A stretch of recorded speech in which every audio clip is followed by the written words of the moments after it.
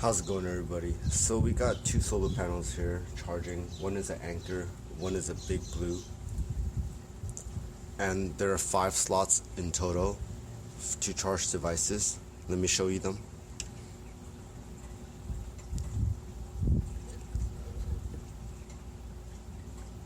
So as you see, this RavPower is almost full. The second RavPower only has 2 lights.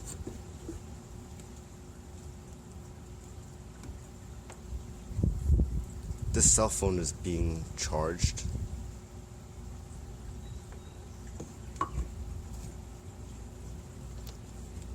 These power banks are being charged.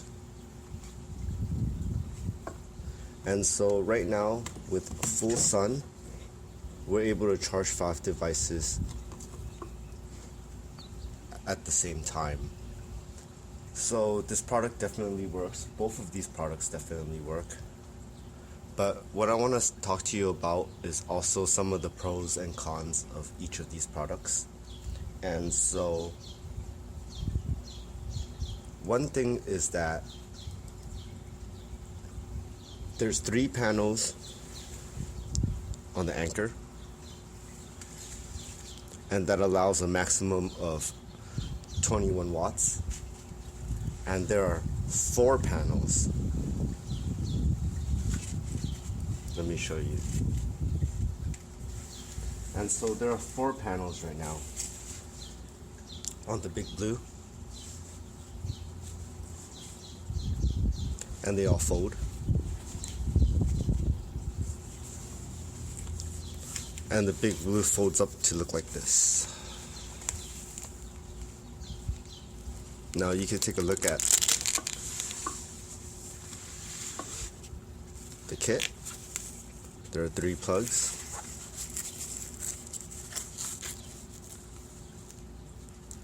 And a light. And if you look at the plug,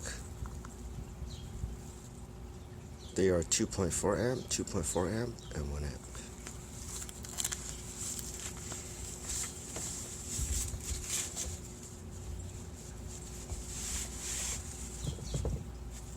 And so this is the Anker.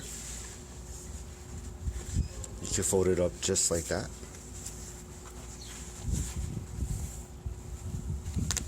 And these are the plugs.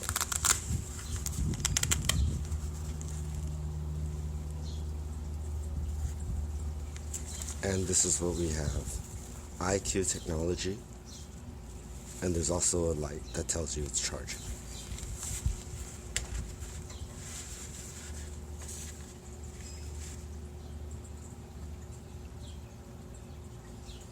And so if you were to plug 5 different cell phones into here, they will all charge simultaneously under full light.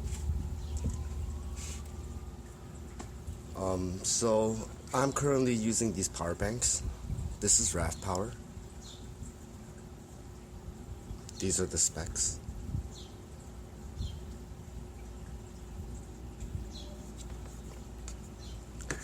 And then I'm also using this China brand universal power brick.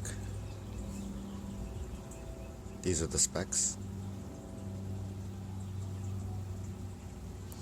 These power bricks are actually lower in input because they are only 1 amp input, and they are actually 2.1 amp and 1 amp output.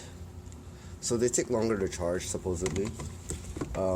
These right here give you 2 output plugs, and the input capacity, the output capacity is 2.4, but the input capacity is 2 amps, so they actually charge a little bit faster.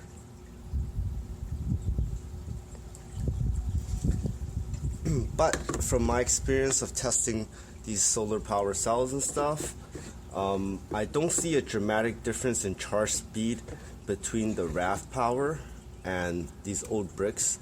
They do seem a little bit faster. Supposedly they're only supposed to be able to charge within 7 hours, but I'm just not getting that, because if it was 7 hours to charge, both of these bricks should be full. And so, there was times when I stopped a little bit from charging, so there should have been some off-time battery difference between the two levels, but they relatively both should be full, given that they have more than 7 hours worth of light today in full sunlight. So my opinion in these is that the Anker is very sturdy, it's very durable. The Big Blue 5V is good too, because it gives you more USB outputs and it's a bigger wattage, but I don't believe that it is as good as a build as the Anker. And I've encountered a problem with the Big Blue where it was doing everything fine, and then I took it inside, and then when I took it back outside, it wouldn't want to charge. For a few minutes it would not charge, and then it started. So to most people that may not be a problem, to some that may be, because the Anker has never done that for me, so that may be a concern for you. In any case, I would love it if these RavPowers charged a little bit faster, but it's okay, because what I'm seeing is that it's charging at a good rate, and they're very useful when you actually use this and you use both sides.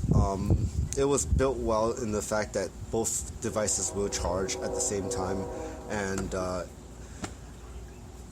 the technology behind the chipset and the power usage is great for the RavPower. In these universal banks, even though they hold 50,000 milliamp compared to 14,000 on the RavPower, I do run into short circuit issues, I believe, where if you plug in a 2 amp and a 1 amp at the same time simultaneously, and this is on a low battery, the battery will just die, like instantly, literally, and it won't turn back on. And so that's not very good to use both ports. So on these batteries, I will only use one port, which is a 2.1 amp. So even though it offers both, I still only use one of them, because I understand that these batteries are not good with those functions. But they hold 50,000 milliamp, so those batteries definitely are a much larger bank.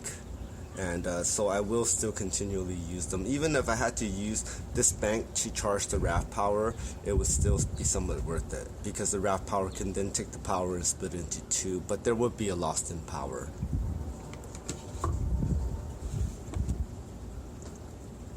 And so they're not very different in size. Both of these sheets,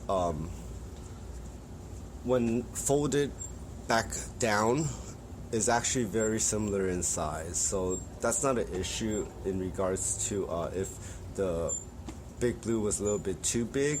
But it does fold out into additional panel size for the Big Blue, so as you open it, you would need more room or more space so that it could capture 28 watts. So both definitely great products. I would recommend both of them to anyone that is watching right now.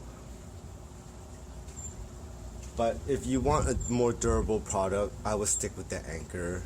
If you're only trying to charge 1 to 2 devices, the Anker is probably your better bet. But if you need to charge, 10, 20 devices, you might just want to opt out for the Big Blue. And so if you plugged in all cell phones into these instead of battery banks, all the cell phones will also charge simultaneously. I have tested that and it does work. And even the cell phones that require larger amperage. Overall, I'm very satisfied with these, and I built a little bit of a stand so that I can angle it to the sun for better wattage, because I've tried hanging them up and I've tried laying them flat, and from my realization is that angled towards the sun is the best method to catch sunlight, and so that all these devices charge at the same time. If you're not getting enough sunlight, what will happen is that they will charge for like a few seconds, and then they will stop, and then they will pick back up and charge again. And you don't want that for your devices, because it's very bad to get an inconsistent on and off charge all the time. So I would recommend you lay them angular too if you decide to do these setups.